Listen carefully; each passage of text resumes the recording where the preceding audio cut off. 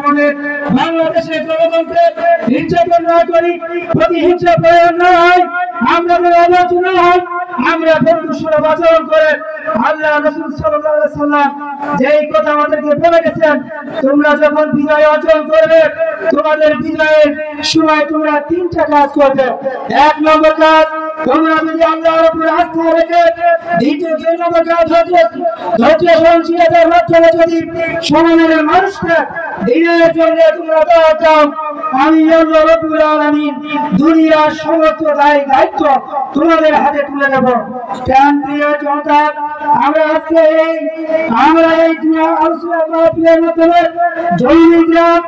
এবং যাদবপুর ইউনিয়নের সকল মানুষকে আমরা জানাই দিতে চাই, আমরা যারা স্বাধীনতা অর্জন করেছি, আমরা দেখেছি 5 তারিখে 5 আগস্ট যখন আমরা মোহাম্মদপুরে আমরা গণ আন্দোলনে আমরা মিছিল করছিলাম, তখন আমাদের